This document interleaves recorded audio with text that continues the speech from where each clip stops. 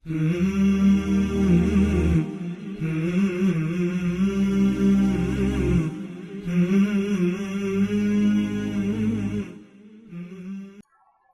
علیکم ورحمۃ اللہ وبرکاتہ. الحمد للہ رب العالمین والصلاة والسلام علی سید الانبیاء والمرسلین نبینا محمد وعلی آلہ واصحابہ اجمعین ومن تبعهم بإحسان الى یوم الدین واشهد ان لا الہ الا اللہ وحدہ لا شریک لہ واشهد ان محمدا عبدہ ورسولہ اما بعد. محترم ناظرین اور ناظرات، یہ رمضان اور روزوں کے بعد اہم مسائل کے عنوان سے جو دورہ منعقد کیا جا رہا ہے اس کا تیسرا ایپیسوڈ ہے. اس سے پہلے کہ دو ایپیسوڈز میں ہم نے رمضان کی فضیلت، روزوں کی فضیلت اور اسی طرح سے چاند کے مسائل اور سحری اور افطار کے مسائل پر ہم نے گفتگو کی ہے. آج ہم جس موضوع پر گفتگو کرنے جا رہے ہیں سب سے پہلے انشاءاللہ وہ ہے ان چیزوں کے تعلق سے جن کی وجہ سے روزہ ٹوٹ جاتا ہے. کن چیزوں سے روزہ ٹوٹ جاتا ہے؟ روزہ نام ہے کھانے پینے اور دیگر اشیاء سے محفوظ رہنے کا طلوع فجر سے لے کر کے غروب شمس تک. تو وہ کون سی چیزیں ہیں جن سے خصوصی طور پر ہمیں پرہیز کرنا ہے اور جن کو استعمال کرنے کی وجہ سے یا جن کو کھانے کی وجہ سے روزہ ٹوٹ جاتا ہے؟ تو میں انشاءاللہ بالترتیب ان چیزوں کا ذکر کر رہا ہوں. سب سے پہلی چیز جو ہے وہ کھانا پینا. اللہ رب العالمین نے سورہ بقرہ میں ارشاد فرمایا وَكُلُوا وَاشْرَبُوا حَتَّى يَتَبَيَّنَ لَكُمُ الْخَيْطُ الْأَبْيَضُ مِنَ الْخَيْطِ الْأَسْوَدِ مِنَ الْفَجْرِ ثُمَّ أَتِمُّوا الصِّيَامَ إِلَى اللَّيْلِ کہ اے مسلمانوں کھاتے پیتے رہا کرو یہاں تک کہ سفید دھاگا کالے دھاگے سے فجر کے وقت ظاہر اور واضح ہو جائے. اور یہاں پر سفید دھاگا اور کالے دھاگے سے مراد صبح صادق اور صبح کاذب، یعنی جب تک صحیح طور پر صبح طلوع نہیں ہو جاتی، فجر کا وقت شروع نہیں ہو جاتا، آپ کو کھانے پینے کی اجازت ہے. اس کے بعد اللہ رب العالمین نے فرمایا ثُمَّ أَتِمُّوا الصِّيَامَ إِلَى اللَّيْلِ جب فجر طلوع ہو جائے تو اب کھانے پینے سے آپ کو رک جانا ہے اور اپنا روزہ رات تک مکمل کرنا ہے. رات تک یعنی رات کے شروع ہونے سے پہلے، جیسے ہی مغرب کا وقت شروع ہوتا ہے رات کا حصہ شروع ہو جاتا ہے، تو یہاں تک آپ کو بھوکے رہنا ہے، یہاں تک آپ کو روزے سے رہنا ہے. تو سب سے پہلی چیز جس سے روزہ ٹوٹتا ہے وہ قصداً کھانے اور پینے کی وجہ سے انسان کا روزہ ٹوٹتا ہے. اگر کسی شخص نے بھول کر کے کچھ کھا لیا یا بھول کر کے کچھ پی لیا تو اس کی وجہ سے اس کا روزہ نہیں ٹوٹتا. اللہ کے رسول صلی اللہ علیہ وسلم کے پاس ایک صحابی نے آ کر کے عرض کیا اللہ کے رسول صلی اللہ علیہ وسلم میں بھول گیا اور بھول کر کے میں نے پی لیا. تو آپ علیہ الصلاۃ والسلام نے فرمایا اللہ اطعمک وسقاک کہ اللہ رب العالمین نے آپ کو کھلایا یا اللہ رب العالمین نے آپ کو پلایا ہے. تو وہ اللہ رب العالمین کی جانب سے ہے، بھول چوک کی وجہ سے روزہ نہیں ٹوٹتا. اور ہماری شریعت کا یہ قاعدہ ہے، اللہ کے رسول صلی اللہ علیہ وسلم نے فرمایا رفع عن امتی الخطأ والنسیان وما استکرہوا علیہ کہ میری امت سے بھول چوک اور غلطیوں کو اور ان چیزوں کو جن پر ان کو مجبور کیا جائے یہ ساری چیزیں معاف کر دی گئی ہیں. دوسری چیز جس سے روزہ ٹوٹ جاتا ہے ہر وہ چیز جو کھانے پینے کے حکم میں ہو. کھانے پینے کے حکم سے کیا مراد کہ وہ بظاہر کھانا پینا نہ ہو لیکن وہ پینے کے جیسا ہو یا کھانے کے جیسا ہو، تو ان ساری چیزوں سے روزہ ٹوٹ جاتا ہے. مثال کے طور پر اگر آپ انجیکشن لگاتے ہیں اور انجیکشن ایسا ہے جو آپ کے جسم کو طاقت اور قوت پہنچا رہا ہے تو وہ کھانے پینے کے حکم میں ہے. لہذا ایسے انجیکشن جو طاقت اور قوت پہنچانے والے انجیکشن ہوتے ہیں ان کی وجہ سے روزہ ٹوٹ جاتا ہے. اسی طرح سے اگر کوئی شخص ناک میں دوا ڈالتا ہے یا آنکھ میں دوا ڈالتا ہے اور اس دوا کا اثر اس کے حلق تک پہنچتا ہے تو یہ بھی پینے کے حکم میں ہے. تو لہذا کھانا پینا ان چیزوں سے روزہ ٹوٹ جاتا ہے اور اسی طرح سے وہ ساری چیزیں جو کھانے پینے کے حکم میں ہیں ان سے بھی روزہ ٹوٹ جاتا ہے. تیسری چیز جس سے روزہ ٹوٹتا ہے وہ ہے جماع. ہم بستری کرنے سے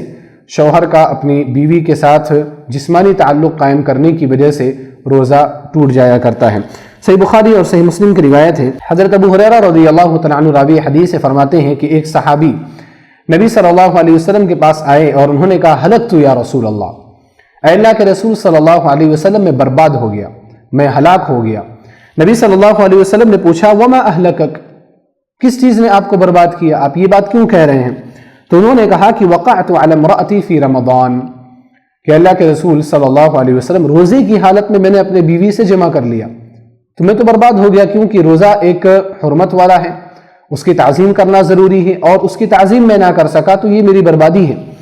اللہ کے رسول صلی اللہ علیہ وسلم نے ان سے کہا هل تجد ما تعتق رقبہ، کیا تمہارے پاس کوئی غلام ہے جس کو تم آزاد کر سکتے ہو؟ تو انہوں نے کہا لا یا رسول اللہ، اے اللہ کے رسول صلی اللہ علیہ وسلم میرے پاس کوئی غلام نہیں ہے۔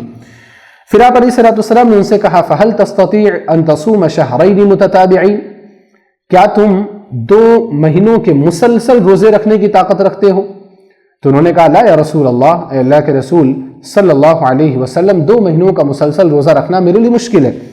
آپ صلی اللہ علیہ وسلم نے ان سے تیسرا سوال کیا فہل تجد ما تطعم 60 مسکینا، کیا تمہارے پاس اتنی دولت ہے، اتنا مال ہے کہ تم 60 مسکین کو کھانا کھلا سکتے ہو؟ قال لا،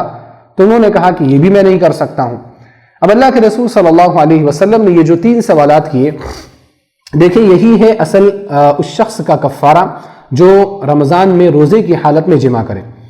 یعنی اگر کسی شخص سے یہ عمل سرزد ہوا تو اس کو ایک غلام آزاد کرنا ہے، اور معلوم ہے کہ غلام آزاد کرنے کا سوال تو آج کے دور میں ہے ہی نہیں، کیونکہ غلامی کا دور نہیں ہے اور کوئی بھی کسی کا غلام نہیں ہے۔ تو ہمارے لیے بچی ہیں 2 چیزیں، اور وہ چیزیں کیا ہیں؟ پہلی چیز یہ ہے کہ آپ 2 مہینے کے مسلسل روزے رکھیں، اور تیسری جو چیز ہے یا دوسری چیز ہے جو ہمارے کرنے کی ہے وہ یہ کہ آپ 60 مسکینوں کو کھانا کھلائیں۔ تو ان 2 اشیاء میں سے جو بھی آپ کے لیے ممکن ہو، 2 چیزوں میں سے جو بھی آپ کے لیے ممکن ہو، ان میں سے آپ کو انجام دینا پڑے گا اگر آپ سے یہ گناہ سرزد ہوا ہے تو اس لیے جماع جو ہے وہ روزے کو باطل کر دیتا ہے، روزے کو توڑ دیتا ہے، اور اس کی وجہ سے کفارہ لازم آتا ہے، اور اس کا کفارہ یہ ہے۔ اور آپ اس کفارے سے بھی اندازہ لگا سکتے ہیں کہ ایک روزے کو چھوڑنا کتنا بڑا جرم ہے اللہ سبحانہ وتعالیٰ کے نزدیک۔ ایک غلام آزاد کرنا، 60 مسکین کو کھانا کھلانا، 2 مہینے کے مسلسل روزے رکھنا، یہ کوئی معمولی بات نہیں ہے۔ تو اس وجہ سے ہمیں روزوں کو معمولی نہیں سمجھنا چاہیے، اور روزے کی حالت میں اس طرح کے کام بھی نہیں کرنا چاہیے کہ ہم سے اس طرح کے گناہ سرزد ہو جائے، بلکہ روزے کی تعظیم کرنا ہمارے لیے ضروری ہے، روزے کا احترام کرنا ہمارے لیے ضروری ہے۔ کچھ بھائی ایسے ہوتے ہیں جو تساہل اختیار کرتے ہیں، سستی اختیار کرتے ہیں، روزے کی پرواہ نہیں کرتے، اور اس طرح کے اعمال ان سے سرزد بھی ہو جایا کرتے ہیں۔ اور کچھ لوگ ایسے ہیں جو اس طرح کے کام کے ہو جانے کے بعد خاموش بیٹھے رہتے ہیں، کفارہ بھی ادا نہیں کرتے۔ آپ اس بات کو یاد رکھیں کہ اگر آپ نے کفارہ ادا نہیں کیا تو کل قیامت کے دن اللہ رب العالمین کے ہاں تو ضرور ادا کرنا پڑے گا، اس کا مواخذہ ضرور ہوگا، اللہ رب العالمین ضرور اس کے بارے میں پکڑ کرے گا۔ لہذا اولاً روزوں کا احترام کریں، رمضان المبارک کا احترام کریں، اور اس طرح کی جتنے بھی اسباب ہیں تمام اسباب سے دوری اختیار کرنے کی کوشش کریں۔ اور اگر پہلے اس طرح کا ہوا یا کبھی انسان ہونے کے ناحیے سے اس طرح کا کام ہو جائے تو ہمیں کفارہ ضرور ادا کرنا چاہیے۔ اور یہاں پر جب یہ بات بتائی جا رہی ہے کہ جمع جو ہے یا ہم بستری جو ہے وہ روزہ توڑ دیتا ہے، تو یہاں پر یہ وضاحت بھی ضروری ہے کہ رمضان کی راتوں میں جمع کرنا جائز ہے، اس میں کوئی ممانعت اور اس میں کوئی حرج کی بات نہیں ہے، بلکہ اللہ رب العالمین نے فرمایا سورہ بقرہ میں وَحِلَّ لَكُمْ لَيْلَةَ الصِّيَامِ الرَّفَثُ إِلَى نِسَائِكُمْ، کہ رمضان کی راتوں میں تمہارے لیے تمہاری عورتوں سے ملنا تمہارے لیے حلال کیا گیا ہے۔ یہاں پر جو لفظ رفث استعمال ہوا ہے اس سے مراد جماع ہے، چنانچہ عبداللہ بن عباس، عطاء بن ابی رباح، مجاہد بن جبر، سعید بن جبیر، طاؤس بن کیسان، سالم بن عبداللہ، عمرو بن دینار، حسن البصری، قتادہ بن دعامہ السدوسی،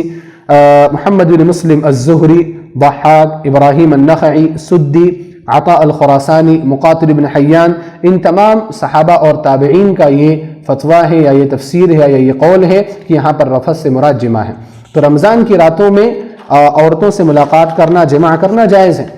لیکن دن میں اس عمل سے احتراز کرنا چاہیے۔ اگر کسی سے یہ عمل سرزد ہو جائے تو روزہ اس کا باطل ہو جاتا ہے، روزہ اس کا ٹوٹ جاتا ہے۔ اسی طرح سے چوتھی جو چیز ہے جس سے روزہ ٹوٹ جاتا ہے وہ یہ ہے کہ کسی بھی طرح سے منی کو خارج کرنا، جمع کی وجہ سے روزہ ٹوٹتا ہے۔ اسی طرح سے اگر کوئی انسان جمع کے علاوہ کسی اور طریقے سے اپنی منی کو خارج کرتا ہے، ماسٹربیشن کے طریقے سے، یا اس کے علاوہ کوئی اور بھی طریقہ استعمال کرتا ہے اور اپنی خواہش کو پوری کرنے کی کوشش کرتا ہے، اس سے بھی اس کا روزہ فاسد ہو جاتا ہے، اس کا روزہ ٹوٹ جاتا ہے۔ یہاں پر اہل علم کا اختلاف ہے کہ اگر کوئی شخص جمع کے علاوہ کسی اور طرح سے منی خارج کر کے اگر روزہ توڑتا ہے تو کیا اس کے اوپر کفارہ لازم ہے؟ تو صحیح بات تو یہ ہے کہ کفارہ لازم نہیں ہے، لیکن وہ اس عمل کی وجہ سے بہت بڑا گناہگار ہوگا۔ اگر جان بوجھ کر کے رمضان کی حرمت کا خیال ذہن میں رہتے ہوئے بھی وہ اس طرح کے کام انجام دے رہا ہے تو وہ بہت بڑا گناہ گار ہے، اس کو توبہ کرنی چاہیے اور اپنے روزے کی قضا کرنی چاہیے۔ پانچویں جو چیز ہے جس سے روزہ ٹوٹ جاتا ہے وہ ہے جان بوجھ کر کے قے کرنا، جان بوجھ کر کے الٹی کرنا، وومٹنگ کرنا۔ آپ اگر جان بوجھ کر کے قے کریں، الٹی کریں تو اس سے آپ کا روزہ ٹوٹ جائے گا۔ ہاں اگر الٹی اگر غلبے سے آ گئی، یعنی ہم نے اس کا قصد نہیں کیا پھر بھی الٹی کا شکار ہو گیا انسان، تو اس کی وجہ سے روزہ اس کا نہیں ٹوٹتا۔ چنانچہ سنن ترمذی کی روایت ہے، حضرت ابو ہریرہ رضی اللہ تعالیٰ عنہ راوی حدیث ہے، فرماتے ہیں کہ اللہ کے رسول صلی اللہ علیہ وسلم نے فرمایا من ذرعہ القی فلیس علیہ قضاء ومن استقاء عمدا فلیقضی، کہ جس شخص کے اوپر قی غالب ہو گیا تو اس کے اوپر کوئی قضا نہیں ہے، لیکن جس شخص نے جان بوجھ کر کے قے کیا تو اس کو روزے کی قضا کرنا لازمی ہے۔ اسی طرح ابن خزیمہ کی روایت میں ہے کہ اذا استقاء الصائم افطر واذا ذرعه القیء لم یفطر، کہ اگر روزے دار جان بوجھ کر کے قے کرتا ہے تو اس کا روزہ نہیں ٹوٹتا، لیکن اگر غلبے کی وجہ سے خود اپنے آپ الٹی اگر آ جاتی ہے تو اس کی وجہ سے اس کا روزہ ٹوٹ جاتا ہے۔ اپنے معاشرے میں جو یہ بات مشہور ہے کہ اگر بہت زیادہ الٹی ہو تو روزہ ٹوٹے گا، تھوڑی الٹی ہو تو روزہ نہیں ٹوٹے گا، اس طرح کی بات فقہاء میں سے ابو حنیفہ رحمہ اللہ نے کہی ہے، لیکن حدیث کی روح سے جو بات زیادہ بہتر ہے اور زیادہ راجح معلوم ہوتی ہے وہ یہی کہ اگر انسان کو خود سے الٹی آ گئی تو اس کی مقدار کتنی بھی ہو تو اس کی وجہ سے روزہ فاسد نہیں ہوگا، چاہے تھوڑی ہو، چاہے بھر منہ ہو، چاہے کتنی بھی اس کی مقدار ہو، اس سے روزے پر اثر نہیں پڑے گا۔ ہاں اگر کوئی شخص جان بوجھ کر کے قے کرتا ہے تو اس سے اس کا روزہ یقیناً فاسد ہو جائے گا، ٹوٹ جائے گا۔ چھٹی چیز جس سے روزہ فاسد ہو جاتا ہے، ٹوٹ جاتا ہے، وہ یہ ہے کہ حیض اور نفاس کا خون آنے کی وجہ سے، کہ حائضہ عورت کا حیض آتے ہی اس کا روزہ فاسد ہو گیا۔ اگر وہ روزے سے ہے اور دوران روزہ اگر حیض آیا تو اس دن کا روزہ اس کا فاسد ہو گیا۔ اور روزہ جو اصل ہے وہ یہی ہے کہ طلوع فجر سے لے کر کے آپ غروب شمس تک آپ روزہ رہیں، اگر بیچ میں خون آتا ہے تو پھر اس کی وجہ سے اس کا روزہ ختم ہو گیا، تو اس روزے کی بھی قضا اس کو لازماً کرنی ہے۔ اسی طرح نفاس کے خون کی وجہ سے، یعنی بچے کی پیدائش کے بعد جو خون آتا ہے، اگر اس خون کا آنا شروع ہو گیا تو اس خون کے آنے کی وجہ سے بھی روزہ فاسد ہو جاتا ہے، ٹوٹ جاتا ہے۔ یہ وہ چیزیں ہیں جن کی وجہ سے بالاتفاق روزہ ٹوٹتا ہے۔ کچھ ایسی بھی چیزیں ہیں جو اپنے معاشرے میں مشہور ہیں کہ ان چیزوں سے روزہ ٹوٹتا ہے، یا بعض ایسی چیزیں ہیں جن کے بارے میں مشہور ہے کہ ان چیزوں سے روزہ نہیں ٹوٹتا، ان کے بارے میں میں کچھ تفصیل آپ کے سامنے رکھنا چاہتا ہوں۔ مثال کے طور پر اگر کوئی شخص محض ذائقہ چکھنے کی وجہ سے، یعنی کھانا کیسا بنا ہے اس کا اندازہ لگانے کے لیے، نمک دیکھنے کے لیے، یا اس کے علاوہ مرچی ٹیسٹ کرنے کے لیے اگر کوئی تھوڑا سا کھانا چکھتا ہے، خالی اس کا ایک قطرہ لے کر کے اپنے زبان پر لگاتا ہے تاکہ اس کو ذائقے کا احساس ہو جائے، تو اس عمل سے روزہ فاسد نہیں ہوتا ہے۔ خاص طور پر ہماری خواتین جو روزہ رہ کر کے کھانے بنایا کرتی ہیں، طرح طرح کے کھانوں کو تیار کیا کرتی ہیں، ان کے لیے کبھی کبھار یہ چیزیں ضروری ہو جاتی ہیں کہ نمک صحیح مقدار میں ہے یا نہیں، مرچ کہیں زیادہ تو نہیں ہوگی، تو اگر وہ چکھنا چاہیں تو وہ چکھ سکتی ہیں، اس میں کوئی حرج کی بات نہیں ہے۔ چنانچہ عبداللہ بن عباس رضی اللہ تعالیٰ عنہما بیان فرماتے ہیں لا بأس ان يتطاعم الصائم عن القدر، کہ اس چیز میں کوئی حرج نہیں ہے کہ روزہ دار اگر ہانڈی سے کچھ چکھ لے، تو اگر ہانڈی سے کچھ چکھ لے تو اس میں کوئی حرج کی بات نہیں ہے۔ امام بخاری رحمہ اللہ نے اس اثر کو معلقاً روایت کیا ہے، مصنف ابن ابی شیبہ میں یہ روایت صحیح سند کے ساتھ موجود ہے، شیخ البانی رحمہ اللہ نے اس کی سند کو حسن قرار دیا ہے۔ تو لہذا اگر ذائقہ چکھنے کی غرض سے اگر زبان پر رکھا جاتا ہے تو اس سے روزہ فاسد نہیں ہوتا۔ اپنے یہاں مشہور یہ ہے کہ یہ صرف ان لوگوں کے ساتھ مخصوص ہے جن کے شوہر یا جن کے گھر والے ظلم کرتے ہیں کھانے میں نمک کی کمی کی وجہ سے، تو ایسا نہیں ہے، یہ ہر ایک کے لیے ہے، کیونکہ کھانا جو ہے وہ اگر بہتر رہے گا تو ہم زیادہ سے زیادہ اللہ رب العالمین کی تعریف کر سکتے ہیں، ہم زیادہ اپنے اندر سے خوش رہ سکتے ہیں، تو اس لیے محض چکھنے کی غرض سے اگر اتنا کھانے کی مقدار اپنے زبان پر لگائی جا رہی ہے تو انشاءاللہ اس سے روزہ فاسد نہیں ہوتا۔ اسی طرح سے ایک اشکال اور بھی اپنے معاشرے میں ہوتا ہے بعض لوگوں کے، اور خصوصاً ان لوگوں کے ہاں جنہوں نے ابھی روزہ رکھنا شروع کیا ہے، اور وہ اشکال کیا ہے کہ کیا تھوک نگلنے کی وجہ سے بھی روزہ ٹوٹ جاتا ہے؟ بعض لوگ یہ سمجھتے ہیں کہ اگر ہم نے تھوک کو نگلا تو وہ پانی پینے کے برابر ہے، تو وہ کیا کرتے ہیں؟ اپنے تھوک کو باہر نکالتے رہتے ہیں۔ تو اس بات کو یاد رکھیں کہ تھوک کے نگلنے کی وجہ سے روزہ ٹوٹتا نہیں ہے۔ چنانچہ قتادہ بن دعامہ السدوسی رحمہ اللہ فرماتے ہیں لا بأس ان يزدرد الصائم ریقہ، کہ اگر روزے دار اپنے تھوک کو نگل لیتا ہے تو اس میں کوئی حرج کی بات نہیں ہے۔ مصنف عبد الرزاق میں عبد الرزاق ابن حمام الصنعانی رحمہ اللہ نے اس اثر کو ذکر کیا ہے۔ تو اس سے یہ پتہ چلا کہ تھوک کے نگلنے میں کوئی حرج نہیں، اور اللہ رب العالمین نے تھوک کے نگلنے سے روزہ ٹوٹنے کی بابت نہ تو قرآن کریم میں ذکر کیا ہے اور نہ ہی کسی حدیث میں مذکور ہے، اور یہ اللہ رب العالمین کی جانب سے ایک نعمت ہے ہمارے لیے، کیونکہ اگر یہ چیز فرض اور واجب کر دی جاتی کہ آپ کا جو تھوک منہ میں بن رہا ہے آپ اس کو باہر نکال دیں، آپ اس کو نگل نہیں سکتے، تو روزہ رکھنا مشکل ہو جائے گا، باڈی کے اندر، جسم کے اندر پانی کی کمی ہو جائے گی، تو کوئی بھی شخص صحیح طور پر روزہ نہیں رکھ سکتا۔ اس وجہ سے یہ اللہ سبحانہ و تعالیٰ کی جانب سے ہمارے اوپر رحم ہے، یہ اللہ کی جانب سے ہمارے اوپر ایک کرم ہے اور نعمت ہے کہ اللہ نے اتنی آسانیاں دین کے اندر رکھی ہیں۔ اسی طرح سے ایک سوال اور پیدا ہوتا ہے کہ کیا روزے کی حالت میں ہم مسواک کر سکتے ہیں؟ تو اس بات کے لیے عبداللہ بن عمر رضی اللہ تعالی عنہما کا ایک اثر پیش کرنا مناسب ہے۔ آپ فرماتے ہیں کہ یستاک اول النہار وآخرہ ولا یبلع ریقہ، کہ روزے دار دن کے ابتدائی حصے میں، دن کے اخیر حصے میں، دن کے درمیانی حصے میں کبھی بھی وہ مسواک کر سکتا ہے، البتہ شرط یہ ہے کہ وہ اپنے تھوک کو نہ نگلے، یعنی جب مسواک کر رہا ہے تو اس کی وجہ سے جو تھوک بن رہا ہے تو اس تھوک کو وہ نہ نگلے۔ تو یہاں پر پتہ یہ چلا کہ مسواک کرنے سے بھی روزہ نہیں ٹوٹتا ہے۔ بعض لوگوں کے یہاں مشہور ہے کہ زوال سے پہلے مسواک کر سکتے ہیں، زوال کے بعد مسواک نہیں کر سکتے، اور وجہ یہ بتائی جاتی ہے کہ اللہ کے رسول صلی اللہ علیہ وسلم نے جو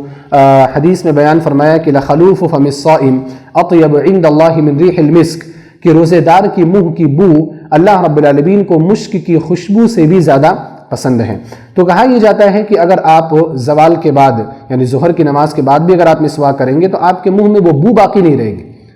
تو لہذا اللہ رب العالمین کو جب وہ پسند ہے تو اس کو باقی رکھنا بھی ضروری ہے، تو اس لیے بعض لوگ مسواک کرنے سے منع کرتے ہیں۔ حالانکہ اولاً تو بات یہ ہے کہ اللہ رب العالمین نے جو یہ بات کہی ہے کہ منہ کی بو مشک کی خوشبو سے بھی زیادہ پسند نہیں ہے، اس کا یہ معنی تو ہرگز نہیں ہے نا کہ آپ اپنے منہ کی بدبو کو باقی رکھنے کی کوشش کریں یا اس طرح کی چیزیں آپ کریں کہ آپ کے منہ کی بو باقی رہے۔ منہ کی بو کو باقی رکھنا یہاں پر یہ مطلوب نہیں ہے۔ اللہ رب العالمین نے جو بیان کیا یا اس کی جو فضیلت جو بیان کی جا رہی ہے وہ محض اس لیے ہے کہ روزے دار کے منہ سے جو بدبو نکلتی ہے نا، آپ اس کی وجہ سے کراہیت محسوس نہ کریں، آپ برا نہ سمجھیں۔ اللہ رب العالمین کے نزدیک وہ کیا ہے؟ بہت بڑی چیز ہے، مشک کی خوشبو سے بھی زیادہ ہے، لہذا بو کو باقی رکھنا یہ ہمارے ہاں مطلوب نہیں ہے، یہ حدیث کا غلط مفہوم ہے۔ اسی طرح سے آپ دیکھیں کہ اگر آپ روزے سے ہیں تو آپ کے منہ میں جو بو آتی ہے نا وہ مسواک کرنے کی وجہ سے یا مسواک نہ کرنے کی وجہ سے نہیں ہے، اس کا تعلق معدے سے ہے۔ جب معدہ خالی ہوتا ہے انسان کا تو وہاں پر گیس بنتی ہے اور وہ گیس نلیوں کے سہارے منہ کے راستے نکلتی ہے، تو وہاں پر جو گیس بنتی ہے وہ بو آتی ہے۔ تو اب آپ چاہے مسواک کریں، چاہے آپ برش کریں، چاہے ماؤتھ فریشنر یوز کریں، آپ کتنا بھی کر لیں گے، معدے کے اندر جو گیس جو بن رہی ہے وہ اگر منہ کے راستے سے نکلے گی تو بدبو کا آنا لازمی ہے۔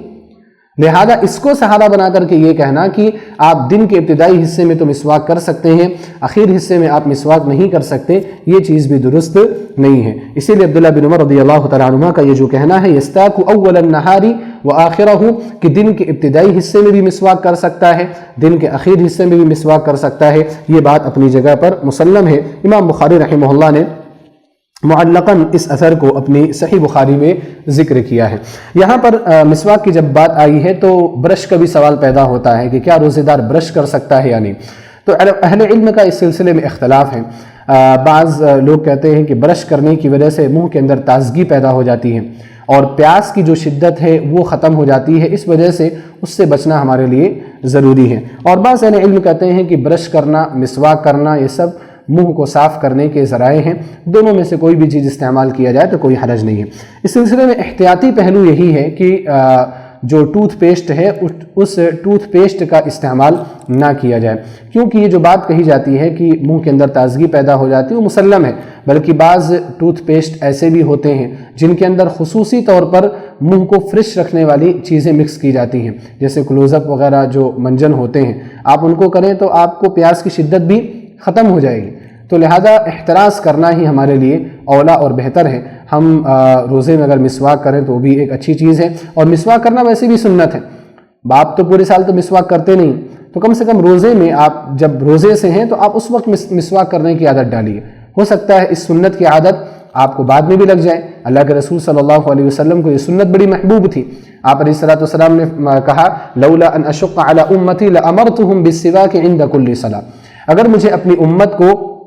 مشقت میں ڈالنے کا خدشہ نہیں ہوتا تو میں ہر نماز سے پہلے لوگوں کو مسواک کرنے کا حکم دے دیتا، یعنی آپ علیہ الصلوۃ والسلام واجب کر دیتے۔ لیکن اگر واجب کر دیتے تو ہم اور آپ مشقت میں پڑ جاتے ہیں، ہمارے لیے تو نماز ہی نہیں ہو پا رہی، مسواک کہاں سے کریں گے؟ تو یہ اللہ رب العالمین کا احسان ہے کہ اس طرح کی چیزیں ہمارے اوپر فرض اور واجب نہیں ہیں۔ تو لہذا ٹوتھ پیسٹ کا استعمال کرنے سے بچیں، وہ زیادہ بہتر آپ کے لیے ہے۔ اسی طرح سے ایک سوال یہ بھی پیدا ہوتا ہے کہ کیا روزے کی حالت میں انسان نہا سکتا ہے، پانی استعمال کر سکتا ہے اپنے جسم کے اوپر؟ تو اس سلسلے میں بھی سنن ابو داؤد کی ایک روایت ہے، ابو بکر بن عبد الرحمن نبی صلی اللہ علیہ وسلم کے بعد صحابہ کرام کی نسبت سے یہ بیان کرتے ہیں کہ انہوں نے کہا کہ لقد رأيت رسول اللہ صلی اللہ علیہ وسلم بالعرج يصب على رأسه الماء وهو صائم من العطش او من الحر، کہ کسی صحابی نے بیان کیا رضی اللہ عنہ کہ میں نے اللہ کے رسول صلی اللہ علیہ وسلم کو مقام عرج میں، وہ مقام عرج مکہ اور مدینہ کے درمیان ایک جگہ کا نام ہے، تو میں نے مقام عرج میں نبی صلی اللہ علیہ وسلم کو دیکھا کہ آپ اپنے سر پر پانی بہا رہے تھے حالانکہ آپ روزے سے تھے، اور یہ پانی بہانا یا تو پیاس کی شدت کی وجہ سے تھا یا گرمی کی شدت کی وجہ سے تھا۔ شیخ البانی رحمہ اللہ نے اس روایت کو صحیح قرار دیا ہے۔ تو اس حدیث سے یہ پتہ چلا کہ اگر گرمی کی شدت ہے، پیاس کی شدت ہے، اور اس کی وجہ سے انسان اپنے جسم پر پانی استعمال کر رہا ہے تاکہ اس پیاس کی شدت تھوڑی کم ہو جائے اور روزہ رکھنے میں آسانی ہو، آسانی کے ساتھ ہم مغرب تک یعنی غروب شمس تک اپنے روزے کو مکمل کر سکیں، تو اس کی اجازت ہمیں ہے۔ اور جب پانی استعمال کرنا جائز ہے تو پھر نہانا بھی جائز ہے، تو نہانے سے منع کرنے والی کوئی چیز ہمارے یہاں موجود نہیں ہے۔ اسی طرح سے ایک قاعدہ آپ ان چیزوں کے تعلق سے یاد رکھیں، اگرچہ وہ بالکل عمومی قاعدہ نہیں ہے، کچھ چیزیں مستثنیٰ ہیں، لیکن بہت ساری جگہوں پر وہ قاعدہ آپ کو کام آئے گا کہ روزہ جو ٹوٹتا ہے وہ داخل ہونے کی وجہ سے ٹوٹتا ہے، کسی چیز کے خارج ہونے کی وجہ سے نہیں ٹوٹتا۔ اور تو اس طرح سے آپ اگر پانی کو آپ دیکھیں تو وہ پانی جو ہے آپ کے جسم کے اندر داخل نہیں ہو رہا ہے، تو جب آپ کے جسم کے اندر داخل نہیں ہوتا ہے تو پھر آپ کا اس پانی کے استعمال کرنے کی وجہ سے روزہ ٹوٹنے کا سوال ہی پیدا نہیں ہوتا۔ تو اس لیے روزے کی حالت میں انسان نہا سکتا ہے، اس میں کوئی حرج کی بات نہیں ہے۔ ایک سوال یہ بھی ہے کہ کیا روزے کی حالت میں ہم تیل، سرما وغیرہ استعمال کر سکتے ہیں؟ تو اس کا جواب یہ ہے کہ عبداللہ بن مسعود رضی اللہ تعالی عنہ نے فرمایا اذا كان يوم صوم احدكم فليصبح دهينا مترجلا، آپ فرماتے ہیں کہ اگر تم روزہ رکھ کر کے صبح کر رہے ہو تو آپ تیل لگاؤ، کنگھی کرو اور اچھی حالت میں آپ صبح کرو۔ تو عبداللہ بن مسعود رضی اللہ تعالیٰ عنہ کا یہ کہنا، یہ امام بخاری رحمہ اللہ نے اس کو معلقاً صحیح بخاری میں روایت کیا۔ تو عبداللہ بن مسعود رضی اللہ تعالیٰ عنہ کا یہ اثر یہ بتاتا ہے کہ اگر کوئی شخص روزے کی حالت میں تیل وغیرہ استعمال کرتا ہے، کنگھی کرتا ہے، تو اس سے کوئی حرج کی بات نہیں ہے۔ اسی طرح سے سنن ابو داؤد میں حضرت انس بن مالک رضی اللہ تعالیٰ عنہ کی روایت ہے کہ انہ کان یکتحل وهو صائم، کہ حضرت انس رضی اللہ تعالیٰ عنہ روزے کی حالت میں سرما لگایا کرتے تھے، اور اس کی سند کو شیخ البانی رحمہ اللہ نے موقوف قرار دیا ہے۔ تو اس سے یہ پتہ چلا کہ سرما لگانا بھی جائز ہے، حالانکہ سرما کا اثر کبھی کبھار حلق تک بھی پہنچتا ہے، لیکن اس کے باوجود بھی آپ دیکھیں سرما لگانا کیا ہے، جائز ہے۔ تو انسان کے لیے بہتر ہے کہ وہ اپنے آپ کو پاکیزہ رکھے، اور یہ ظاہری جو پاکیزگی ہے نا، یہ بھی مراد ہے اور یہ بھی مقصد ہے ہمارا، اور شریعت اس چیز کی بھی تاکید ہمیں کرتی ہے۔ وَثِيَابَكَ فَطَهِّرْ، اللہ رب العالمین نے فرمایا اے نبی صلی اللہ علیہ وسلم آپ اپنے کپڑے کو پاک صاف رکھیے، یعنی باطن بھی آپ کا پاک ہونا چاہیے اور ظاہر بھی آپ کا پاک ہونا چاہیے۔ تو ظاہر کو پاک کرنے کے لیے نہانا بھی ضروری ہے، ظاہر کو پاک کرنے کے لیے تیل اور سرما استعمال کرنا بھی ضروری ہے، تو اس لیے انشاءاللہ روزے کی حالت میں بھی ان چیزوں سے منع نہیں کیا جا سکتا۔ اسی طرح سے ایک سوال یہ پیدا ہوتا ہے کہ کیا خون دینے کی وجہ سے روزہ ٹوٹ جاتا ہے؟ تو اب خون دینے کی وجہ سے روزہ ٹوٹ جاتا ہے یا نہیں ٹوٹ جاتا ہے، اس مسئلے کا تعلق فقہ کے ایک اور مسئلے کے ساتھ ہے، اور وہ ہے حجامہ کا۔ حجامہ کرنے کی وجہ سے یا حجامہ کرانے کی وجہ سے کپنگ کرانے کی وجہ سے روزہ ٹوٹتا ہے یا نہیں ٹوٹتا ہے، تو جمہور علماء کرام جس طرف گئے ہیں وہ یہ ہے کہ حجامہ کی وجہ سے روزہ نہیں ٹوٹتا، اور اس بات کی تائید مختلف روایات سے ہو رہی ہے۔ چنانچہ السنن الکبریٰ بیہقی کی اور امام دارقطنی رحمہ اللہ کی سنن میں ابو سعید خدری رضی اللہ تعالیٰ عنہ کی ایک روایت ہے، آپ نے فرمایا کہ رخص رسول اللہ صلی اللہ علیہ وسلم فی الحجامۃ للصائم، کہ اللہ کے رسول صلی اللہ علیہ وسلم نے روزہ رکھنے والے کے لیے حجامہ میں رخصت عطا کی ہے، یعنی خون نکلتا ہے پھر بھی روزے دار کے لیے اس کو کرانا یا کپنگ کرانا اس کے لیے جائز ہے۔ تو جب حجامہ جائز ہے جس میں خون نکلتا ہے، تو اگر ضرورت پڑی خون ڈونیٹ کرنے کی تو ایسی صورت میں اگر کوئی شخص خون ڈونیٹ کرتا ہے، بلڈ ڈونیٹ کرتا ہے، خون دے کر کے آتا ہے، تو انشاءاللہ اس کی وجہ سے اس کے روزے پر کوئی اثر نہیں پڑے گا۔ البتہ یہاں پر خیال یہ رکھنا چاہیے کہ اگر آپ خون دینا چاہتے ہیں تو آپ دیکھیں کہ روزے کی حالت میں دینا کیا میرے لیے ضروری اور واجب ہے، تبھی آپ دیں۔ اگر بہت ایمرجنسی ہے تبھی آپ اپنے بدن سے خون نکلوائیں، کیونکہ ایسا ہوتا ہے کہ کچھ لوگ حجامہ کرنے کی وجہ سے یا خون دینے کے بعد ان کے اوپر غشی طاری ہو جاتی ہے اور روزہ رکھنا ان کے لیے مشکل ہو جائے گا، تو ایسی صورت میں آپ کو ایک خون دینا جو جائز کام ہے اس کی وجہ سے آپ کے فرض روزے پر اثر پڑ جائے گا، تو اس لیے احتیاط کرنا چاہیے۔ اور حجامہ کے سلسلے میں بھی علماء کا اختلاف ہے، مختلف احادیث ہیں، اسی وجہ سے بعض صحابہ کرام جیسے حضرت انس رضی اللہ تعالیٰ عنہ اور عبداللہ بن عمر رضی اللہ تعالیٰ عنہما وغیرہ یہ کہا کرتے تھے کہ آپ حجامہ رات میں کرا لو، کیا ضرورت ہے دن میں کرانے کی۔ تو آپ یہاں سے ایک چیز یاد رکھیں کہ رمضان کے تعلق سے، روزوں کے ٹوٹنے یا نہ ٹوٹنے کے تعلق سے جو مختلف ہی مسائل ہیں، ان مختلف ہی مسائل میں سب سے بہترین ہمارا جو کام ہونا چاہیے وہ یہ کہ ان کو روزے کی حالت میں کرنے سے ہی بچا جائے۔ اگر آپ ان سے بچتے ہیں تو آپ کے روزے پر کوئی بھی اشکال نہیں ہے، کوئی بھی ڈاؤٹ نہیں۔ اگر آپ ان چیزوں کو انجام دیتے ہیں پھر انسان مصیبت میں پڑتا ہے کہ بعض علماء جائز کہہ رہے ہیں، بعض علماء ناجائز کہہ رہے ہیں، بعض یہ کہہ رہے ہیں کہ روزہ ٹوٹ گیا، بعض یہ کہہ رہے ہیں کہ روزہ نہیں ٹوٹا، تو پھر انسان کنفیوژن کا شکار ہو جاتا ہے، تردد کا شکار ہو جاتا ہے، شک کا شکار ہو جاتا ہے۔ تو اس لیے بہتر کیا ہے کہ جو چیزیں آپ روزے کے بعد یعنی روزہ کھولنے کے بعد آپ کر سکتے ہیں آپ بعد میں کیجیے، آپ اس کو روزہ کی حالت میں کر کے اپنے اوپر آپ کنفیوژن مت ڈالیے۔ تو خون دینے کی وجہ سے روزہ نہیں ٹوٹتا انشاءاللہ، لیکن احتیاط کرنا ہمارے لیے بہتر ہے۔ اسی طرح سے ایک سوال یہاں پر یہ بھی آتا ہے کہ کیا کوئی شخص اگر جنبی ہے تو اس کے لیے روزے کا وقت شروع ہونے سے پہلے غسل لازم ہے؟ یعنی آپ سوئے رات میں، آپ جنابت کی حالت میں ہیں احتلام کی وجہ سے یا جمع کی وجہ سے، تو کیا آپ کے لیے ضروری اور واجب ہے کہ آپ فجر سے پہلے غسل کر لیں؟ اور کیا اگر آپ نے فجر کی اذان ہو گئی اور غسل نہیں کیا اور آپ ناپاک ہی رہے تو کیا آپ کا روزہ ٹوٹ جائے گا، آپ کا روزہ صحیح نہیں رہے گا؟ تو یہ ایک اشکال ہوتا ہے بعض حضرات کو۔ تو اس کا جواب یہ ہے کہ صحیح بخاری اور صحیح مسلم کی روایت ہے، حضرت عائشہ رضی اللہ تعالی عنہا اور حضرت ام سلمہ رضی اللہ تعالی عنہا بیان فرماتی ہیں، کہتی ہیں کہ ان کان رسول اللہ صلی اللہ علیہ وسلم لیصبح جنبا من جماع غیر احتلام فی رمضان ثم یصوم، کہ اللہ کے رسول صلی اللہ علیہ وسلم رمضان المبارک کے مہینے میں جماع کی وجہ سے جنبی کی حالت میں آپ صبح کرتے تھے، یعنی صبح کا وقت ہو جاتا تھا اور آپ جنابت کی حالت میں رہتے تھے، ثم یصوم، پھر نبی صلی اللہ علیہ وسلم روزہ بھی رکھ لیا کرتے تھے۔ معلوم یہ ہوا کہ اگر کوئی شخص جنابت کی حالت میں ہے اور وہ اس وقت بیدار ہوتا ہے جب سحری میں تھوڑا وقت باقی ہے، اب اس کے پاس اتنا ہی وقت ہے کہ وہ یا تو سحری کر سکتا ہے یا تو غسل کر سکتا ہے، تو بہتر اس صورت میں یہ ہے کہ وہ سحری کر لے، اور سحری کرنے کے بعد جب اذان ہو جائے، سحری سے وہ فارغ ہو جائے تو اس کے بعد وہ غسل کر کے وہ نماز پڑھے، انشاءاللہ اس کے روزے پر کوئی اثر نہیں پڑے گا۔ اللہ کے رسول صلی اللہ علیہ وسلم نے جن چیزوں میں ہمیں رخصت عطا کی ہے ان چیزوں میں رخصت کو استعمال کرنا اور رخصت کو تسلیم کرنا اور ماننا بھی ہم سب کے لیے ضروری اور واجب ہے۔ یہاں پر ایک اہم مسئلے کی طرف میں اشارہ کرنا چاہتا ہوں یا اس کی تفصیل میں آپ کے سامنے بیان کرنا چاہتا ہوں کہ بعض گھروں میں ایسا ہوتا ہے کہ جنابت کی حالت میں لوگ صبح کرتے ہیں، سحری کرتے ہیں اور سحری کرنے کے بعد سو جاتے ہیں، غسل بھی نہیں کرتے، فجر کی نماز بھی نہیں پڑھتے۔ اور یہ کیوں ہوتا ہے؟ شرم کی وجہ سے ہوتا ہے۔ بعض لوگ جوائنٹ فیملی میں رہتے ہیں تو جوائنٹ فیملی میں رہنے کی وجہ سے ان کو غسل کرنے میں دقت محسوس ہوتی ہے یا عار محسوس ہوتا ہے، کون کیا سمجھے گا، کون کیا بولے گا، اس طرح کے احساسات ہوتے ہیں۔ تو سب سے پہلے میں یہاں ان لوگوں کو کہنا چاہتا ہوں جو جوائنٹ فیملی میں رہتے ہیں کہ آپ اللہ رب العالمین سے ڈریے اور حیا جو ہے وہ اللہ رب العالمین سے کریے۔ شرم اور حیا وہی ہمارے لیے اچھی ہے جو شریعت اور اسلام پر پابندی کی طرف ہمیں لے کر کے جائے۔ ایسی شرم اور حیا جس کی وجہ سے ہم اسلام سے دور ہو جائیں، اسلام کے احکام سے دور ہو جائیں، یہ چیز ہمارے لیے جائز اور درست نہیں۔ اور پھر یہ غسل کرنا فجر سے پہلے یا سحری کے بعد، یہ کوئی شرم کی بات نہیں ہے۔ آج گھروں میں بے شرمی کے تو بہت سارے اسباب ہیں، گھروں میں سب بیٹھ کر کے فلمیں دیکھ رہے ہیں،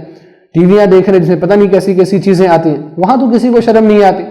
وہاں کسی کی غیرت نہیں جاگتی کہ ٹی وی اٹھا کر کے نکال کر کے پھینک دیں، اور جو بھی چیزیں چل رہی ہیں ان کو سائڈ کر دیں، وہاں پر کسی کی غیرت نہیں جاگتی، لیکن یہاں پر غیرت جاگتی۔ تو اس لیے جہاں پر شرم کرنا ہے آپ وہاں پر شرم کریں، جہاں شرم نہیں کرنا ہے وہاں پر آپ شرم بالکل نہ کریں۔ اور اسلام کے تعلق سے اسلامی امور میں آپ کو کسی سے بھی حیا اور شرم کرنے کی ضرورت نہیں ہے، پہلی بات یہ۔ دوسری بات یہ ہے کہ اگر جوائنٹ فیملی میں رہتے ہوئے آپ کو ایسا کرنا مشکل ہو جا رہا ہے تو براہ کرم آپ الگ رہیے، کیونکہ اسلام مقدم ہے۔ آپ اگر اسلام کے احکام پر عمل نہیں کرتے، آپ نماز نہیں پڑھتے، تو پھر آپ ویسے ہی کفر کی طرف جا رہے ہیں، تو پھر رشتہ داری کا خیال رکھ کر کے کیا فائدہ؟ ایسے رشتہ داریاں، ایسے گھر جو آپ کو کفر کی طرف لے کر کے جائے وہ آپ کے لیے بہتر نہیں ہے۔ تو آپ اپنے والدین کو منع کر کے، ان کو راضی کر کے، ان کے سامنے اس طرح کی باتیں رکھ کر کے آپ الگ رہیں، وہ الگ رہیں،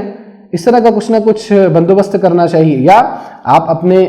جوائنٹ فیملی میں رہتے ہیں تو آپ اپنا روم ایسا بنائیے کہ اس میں اٹیچ باتھ روم ہو، لیٹرین ہو، ٹوائلٹ ہو، کہ آپ کو اگر ضرورت پڑے غسل کرنے کی تو آپ کسی بھی وقت غسل کر سکیں۔ تو اس طرح کی چیزوں کو ہمیں کرنا چاہیے۔ ہم لوگ ان چیزوں کی طرف توجہ نہیں دیتے، اسلام کو ہی سائڈ کر دیتے۔ تو اس لیے اگر کوئی شخص روزہ کی حالت میں روزہ جب شروع کرتا ہے جنابت کی حالت میں، اور اس کے بعد وہ سو جاتا ہے، پھر وہ ظہر کے ٹائم اٹھ کر کے کہیں وہ نہاتا دھوتا ہے اور نماز پڑھنے کی کوشش کرتا ہے، تو میں تو سمجھتا ہوں کہ اس کا روزہ کسی بھی طرح سے نہیں ہوگا، اس کے روزے میں شک ہے، کیونکہ روزے سے پہلے جو واجبی جو چیز ہے وہ کیا ہے؟ نماز ہے۔ اللہ رب العالمین نے کلمے کے بعد اسلام کی بنیاد جس چیز پر قائم کی ہے اس کا ذکر کرتے ہوئے فرمایا وَإِقَامِ الصَّلَاةِ، نبی علیہ السلام کی حدیث میں، کہ اسلام کی بنیاد نماز قائم کرنے پر ہے، اور رمضان کے روزے تو بعد میں ہیں۔ تو اس لیے آپ کو ان بنیادوں کو بھی دیکھنا ضروری ہے۔ آپ نماز نہیں پڑھیں گے تو آپ کا روزہ کیسا؟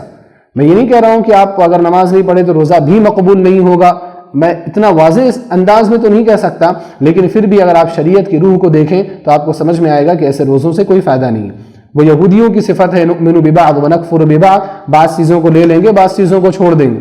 جو چیز آسان ہے وہ کر لیں گے، جو چیز مشکل ہے اس کو نہیں کریں گے۔ ہمارے یہاں اسلام میں ایسا نہیں ہے۔ اللہ رب العالمین نے فرمایا ادخلوا فی السلم کافہ، اسلام میں داخل ہونا ہے تو پورے طور پر داخل ہو جاؤ، پوری چیزیں آپ کو کرنی ہے، ساری چیزیں آپ کو کرنی ہے، تبھی جا کر کے آپ سچے پکے مسلمان ہوں گے۔ اولئک ھم المؤمنون حقا، ایسے لوگ حقیقی مومن ہوں گے، ورنہ پھر ایسا نہیں ہوگا کہ آپ یہ بھی کریں وہ بھی کریں، کچھ کریں کچھ نہ کریں، یہ چیزیں اسلام میں چلنے والی نہیں ہیں۔ تو لہذا آپ کہیں بھی رہیں، آپ کے لیے ضروری ہے، آپ کے لیے صرف اتنا رخصت ہے کہ آپ سحری سے قبل یا سحری کو قربان کر کے آپ کو غسل کرنے کا حکم نہیں دیا جا رہا، اتنی رخصت ہے۔ لیکن جیسے سحری ختم ہوئی، فجر کا وقت شروع ہوا، آپ کے پاس فجر کی نماز سے پہلے کا وقفہ موجود ہے، آپ اس میں غسل کریں اور فرض نماز کی آپ پابندی کریں، مسجد میں جا کر کے اگر مرد ہیں تو، خاتون ہیں تو اپنے گھر میں نماز کی پابندی کریں، اور اس کے بعد ہی آپ کو جو کام کرنا ہے آپ کریں، اس طرح سے آپ کا روزہ ہوگا، ورنہ روزہ نہیں ہوگا۔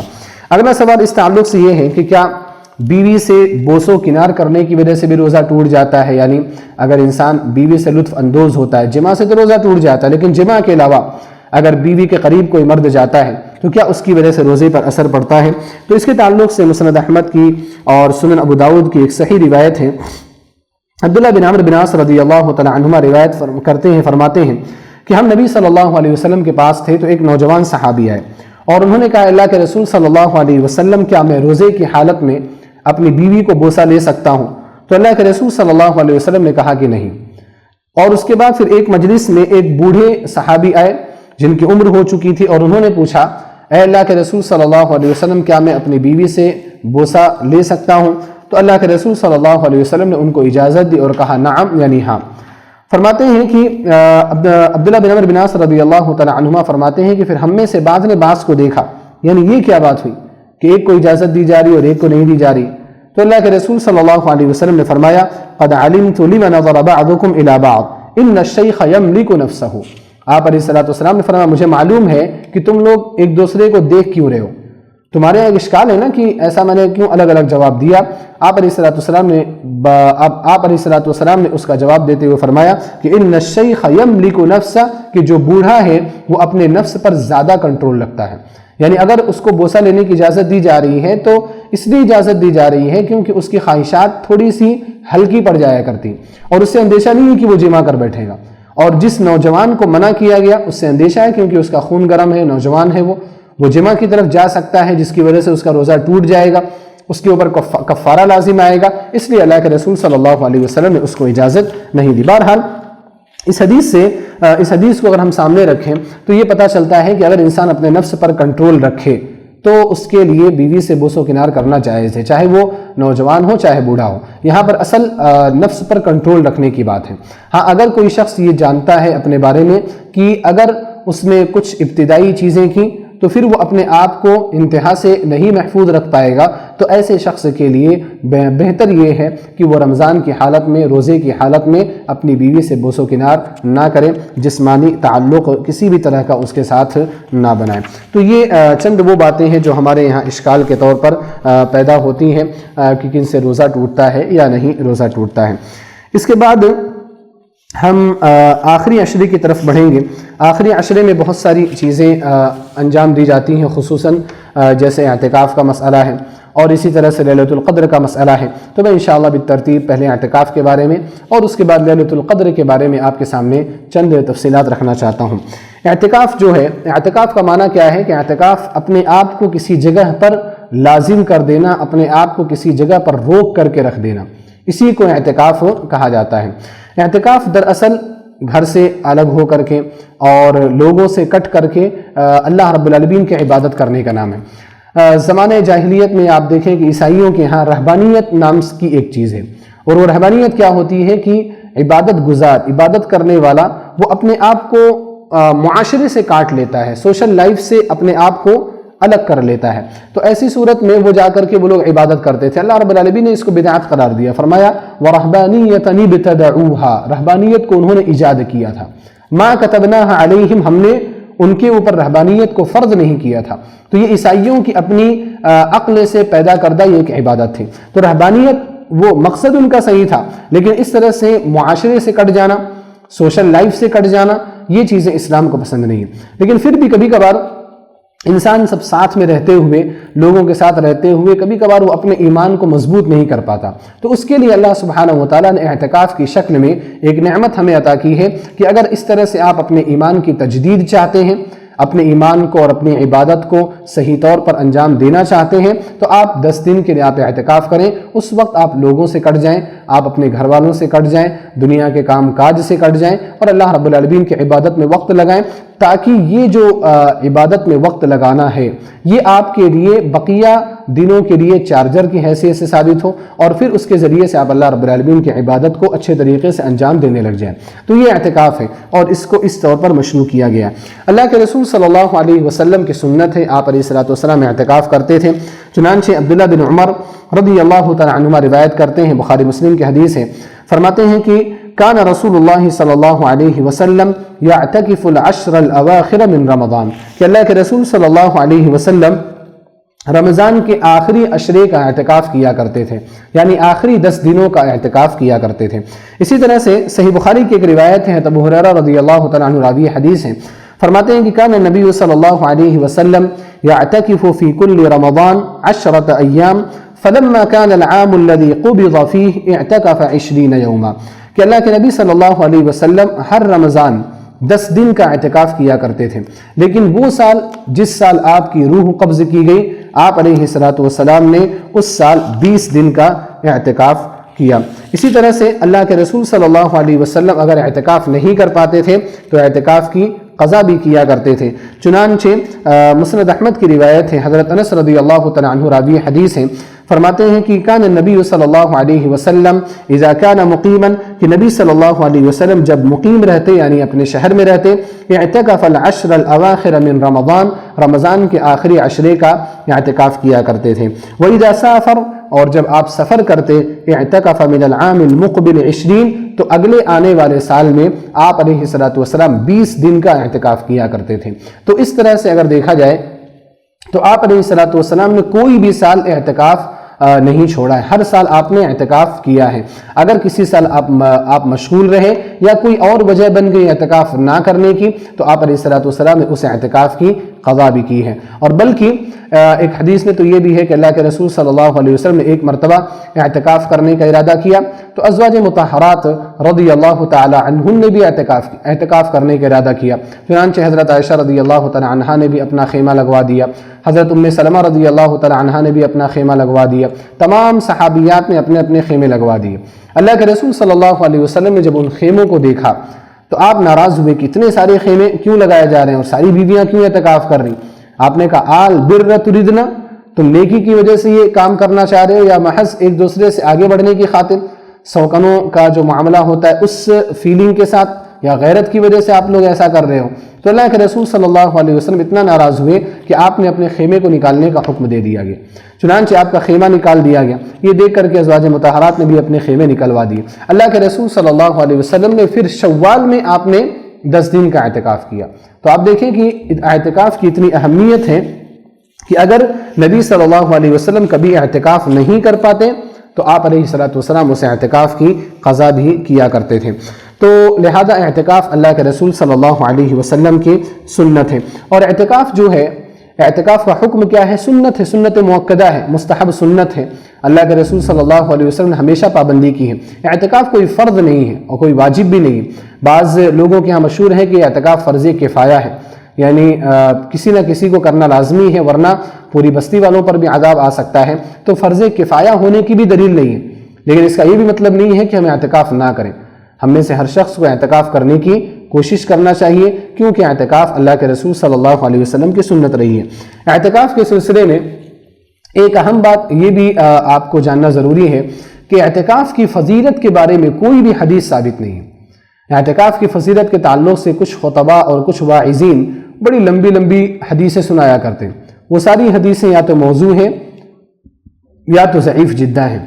اور اعتکاف کے سلسلے میں کوئی بھی صحیح یا حسن درجے کی روایت بھی موجود نہیں ہے اعتکاف کی فضیلت کے بارے میں۔ چنانچہ اسی وجہ سے امام ابو داؤد رحمہ اللہ نے امام احمد رحمہ اللہ سے سوال کیا، کہتے ہیں کہ میں نے سوال کیا کہ تعرف فی فضل الاعتکاف شیئا، کہ کیا آپ اعتکاف کی فضیلت کے بارے میں کوئی چیز جانتے ہیں؟ قال لا الا شیئا ضعیفا، امام احمد رحمہ اللہ نے کہا کہ میں کوئی بھی صحیح روایت اعتکاف کی فضیلت کے بارے میں نہیں جانتا سوائے شیئا ضعیفا، ضعیف روایات کے۔ تو امام احمد رحمہ اللہ کی وضاحت بھی بتاتی ہے کہ اعتکاف کی فضیلت کے بارے میں کوئی بھی حدیث صحیح اور ثابت نہیں ہے، لیکن میں نے جیسا کہ ذکر کیا اس کا یہ بھی مطلب نہیں ہے کہ انسان اعتکاف چھوڑ دے، بلکہ اللہ کے رسول صلی اللہ علیہ وسلم کی یہ مواظبت والی، پابندی والی سنت رہی ہے، لہذا اس پر ہم سب کو بھی پابندی کرنی چاہیے۔ اب اعتکاف کی بات جب چلی ہے تو یہ بات بھی واضح کر دینا ضروری ہے کہ اعتکاف کے لیے مسجد ضروری ہے، مسجد شرط ہے۔ اعتکاف جو ہے وہ مسجد میں ہی ہوتا ہے، اعتکاف گھروں میں نہیں ہوتا۔ چنانچہ اللہ رب العالمین نے اسی کی طرف اشارہ دیتے ہوئے کہا وَلَا تُبَاشِرُوهُنَّ وَأَنْتُمْ عَاكِفُونَ فِي الْمَسَاجِدِ، کہ اے لوگوں جب تم مسجدوں میں اعتکاف کر رہے ہو تو عورتوں سے مباشرت مت کیا کرو، یعنی عورتوں سے جماع مت کیا کرو۔ تو اللہ رب العالمین نے یہاں پر وَأَنْتُمْ عَاكِفُونَ فِي الْمَسَاجِدِ، مساجد کا لفظ ذکر کر کے اس بات کی طرف اشارہ دیا کہ اعتکاف مسجد میں ہی ہوتا ہے، اور ہمارے نبی جناب محمد رسول اللہ صلی اللہ علیہ وسلم وہ مسجد میں ہی اعتکاف کرتے تھے، حتیٰ کہ خواتین بھی، عورتوں کا بھی اعتکاف مسجد میں ہی ہے، جیسا کہ ابھی میں نے آپ کے سامنے ذکر کیا کہ اللہ کے رسول صلی اللہ علیہ وسلم نے اعتکاف کے لیے مسجد میں خیمہ لگوایا تو ازواج مطہرات نے بھی وہاں پر خیمے لگوا دیے۔ اس سے پتہ یہ چلتا ہے کہ ازواج مطہرات رضی اللہ عنہن بھی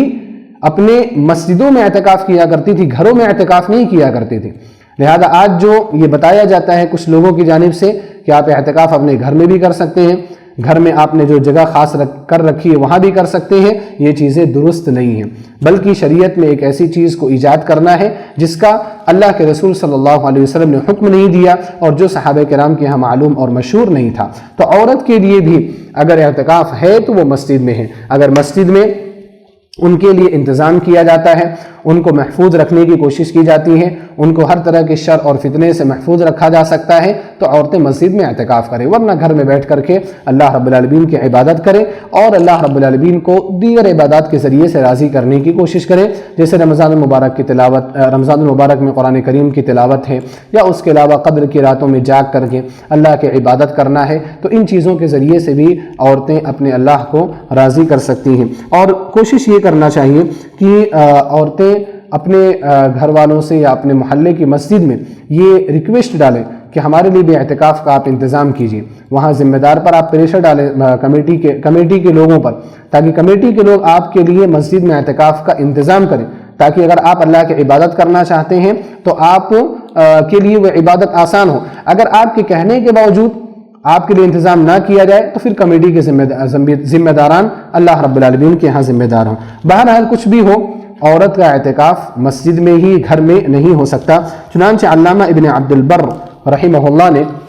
اس پر اجماع نقل کیا ہے، چنانچہ آپ فرماتے ہیں کہ فَمِمَّا أَجْمَعَ عَلَيْهِ الْعُلَمَاء مِنْ ذَلِكَ أَنَّ الْاعْتِكَافَ لَا يَكُونُ إِلَّا فِي مسجد، کہ علماء کا اس بات پر اجماع ہے کہ اعتکاف مسجد کے علاوہ کہیں ہو ہی نہیں سکتا۔ اسی طرح سے امام قرطبی رحمہ اللہ نے، امام ابن قدامہ رحمہ اللہ نے، شیخ الاسلام علامہ ابن تیمیہ رحمہ اللہ نے اس چیز پر اجماع بیان کیا ہے کہ یہ اجماعی چیز ہے کہ کسی کا بھی اعتکاف مسجد کے علاوہ کہیں بھی نہیں ہوگا۔ تو جب اس بات پر اجماع ہے تو ہمیں سمجھ لینا چاہیے کہ اعتکاف مسجد میں ہی ہے، مسجد کے باہر نہیں ہے۔ یہاں ایک سوال اعتکاف کے بارے میں یہ بھی ہے کہ اعتکاف کم از کم کتنے دن کا ہوتا ہے؟ تو دیکھیں، اگر آپ رمضان میں اعتکاف کرنا چاہتے ہیں، اللہ کے رسول صلی اللہ علیہ وسلم کی سنت پر عمل کرنا چاہتے ہیں، تو 10 دن کا اعتکاف ہے۔ آپ نے اس سے پہلے حدیثیں پڑھی کہ آپ علیہ الصلوۃ والسلام آخری عشرے کا اعتکاف کیا کرتے تھے۔ تو اگر آپ نبی صلی اللہ علیہ وسلم کی سنت کو حاصل کرنا چاہتے ہیں اور آپ کے طریقے سے آپ اعتکاف کرنا چاہتے ہیں، تو 10 دن کا اعتکاف آپ کو کرنا ہے۔ لیکن اگر آپ کو 10 دن کا اعتکاف نہیں ہو سکتا تو پھر آپ کتنے دن کا بھی اعتکاف کر سکتے ہیں۔ اور میرے نزدیک جو صحیح بات ہے وہ یہ ہے کہ اعتکاف کم از کم 1 دن اور 1 رات کا ہونا چاہیے، یعنی 24 گھنٹے کا اعتکاف کم سے کم ہونا چاہیے۔ اور اس کی دلیل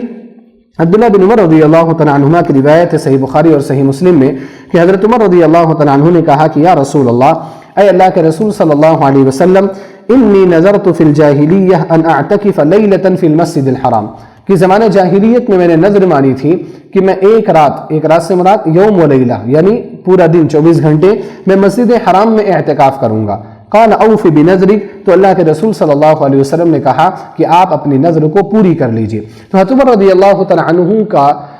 یہ جو ارادہ تھا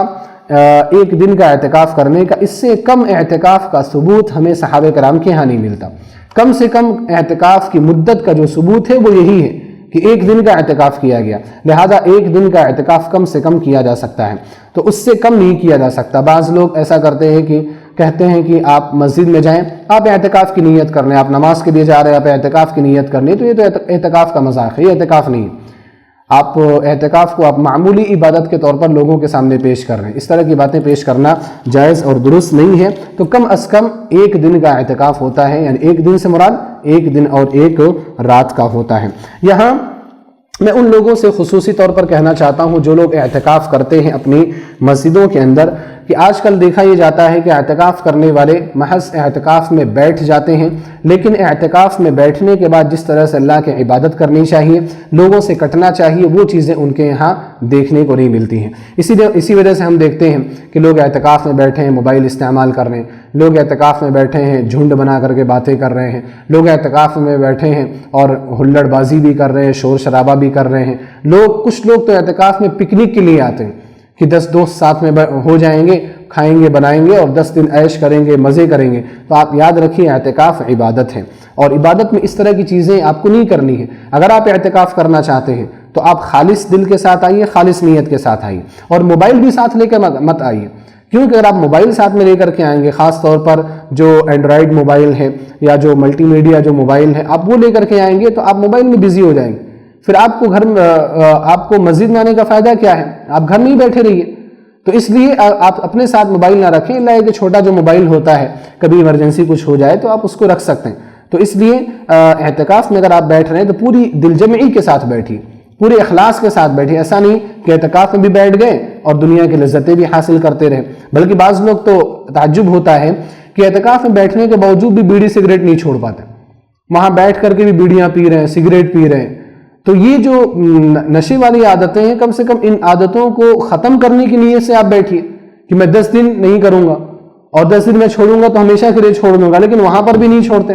مسجد کا ٹوائلٹ گندا کرتے رہتے ہیں, مسجد کے چھتوں پر جا کر کے اس طرح کی حرکتیں کرتے رہتے ہیں. آپ کے اعتکاف کا کوئی فائدہ نہیں ہے. اعتکاف کیا ہے, میں نے ذکر کیا نا شروع میں کہ اللہ رب العالمین کی صحیح طور پر عبادت کرنے کا نام ہے. آپ اللہ کے قریب ہونے کی کوشش کرتے ہیں آپ اعتکاف کے ذریعے سے, کیونکہ اگر آپ باہر ہیں تو دنیا کی 10 چیزیں ہیں, دنیا کے 10 مسائل ہیں, آپ کا ذہن اس میں بڑھ جایا کرتا ہے. تو لہٰذا اعتکاف اگر آپ کریں تو صحیح طور پر آپ کریں. اسی طرح سے اعتکاف میں یہ ہے کہ جو اعتکاف کرنے والا انسان وہ مسجد کے باہر نہیں نکل سکتا, نہ تو وہ کسی مریض کی عیادت کر سکتا ہے, نہ تو وہ کسی جنازے میں شریک ہو سکتا ہے, اور اسی طرح سے وہ گھروں کو بھی نہیں جا سکتا, الا یہ کہ اگر کوئی شدید ضرورت ہو, شدید حاجت ہو اور گھر بھی اس کا قریب ہو تو وہ گھر جا کر کے آ سکتا ہے. جیسے ایک مرتبہ حضرت صفیہ رضی اللہ تعالی عنہ نبی صلی اللہ علیہ وسلم سے ملاقات کرنے کے لیے آئی تھی اعتکاف کی حالت میں, تو آپ علیہ الصلوۃ والسلام نے ان کو جب واپس جانے لگی تو آپ نے ان کو ان کے گھر تک چھوڑا. تو آپ اعتکاف سے مسجد سے باہر نکل کر کے گئے. اسی طرح سے اگر کوئی شخص اعتکاف میں بیٹھا ہے اور مسجد میں ٹوائلٹ نہیں ہے, قضاء حاجت کے ذرائع نہیں ہے, تو اپنے گھر جا کر کے قضاء حاجت کر سکتا ہے. نہانے کا ذریعہ نہیں ہے, نہانے کے لیے وہ اپنے گھر میں جا سکتا ہے, لیکن وہ صرف اپنے اس مقصد کے لیے جائے اور وہاں سے واپس پلٹ آئے. اسی طرح سے اگر کسی شخص کے یہاں یعنی اگر وہ اعتکاف میں بیٹھا ہے, اللہ نہ کرے گھر میں کچھ مسئلہ ہو گیا, کسی کی وفات ہو گئی, تو کیا وہ جنازے کے ساتھ شامل ہو سکتا ہے؟ تو ایسی صورت میں دیکھیں, اگر آپ جنازے میں اگر آپ شامل ہو جاتے ہیں تو آپ شامل ہو سکتے ہیں, لیکن آپ کا اعتکاف وہاں سے ختم ہو جائے گا. بعض اہل علم یہ کہتے ہیں کہ اگر آپ نے پہلے سے شرط رکھی ہے کہ اگر کچھ اس طرح کا حادثہ ہوا تو میں شریک ہوں گا, تو آپ شریک ہو سکتے ہیں, اور شریک ہونے کے بعد آپ واپس آ کر کے اپنے اعتکاف کو آپ جاری رکھ سکتے ہیں. انشاءاللہ میں سمجھتا ہوں کہ اعتکاف کے بارے میں یہ باتیں آپ کے لیے مفید ثابت ہوں گی. اللہ رب العالمین سے میں انہی باتوں کے ساتھ دعا کرتا ہوں کہ الہ العالمین تو ہمیں رمضان المبارک کے مسائل کے بارے میں صحیح علم حاصل کرنے کی اور رمضان المبارک کے برکتوں سے صحیح طور پر فائدہ اٹھانے کی توفیق عطا فرما. آمین. وآخر دعوانا ان الحمد للہ رب العالمین, والسلام علیکم ورحمۃ اللہ وبرکاتہ.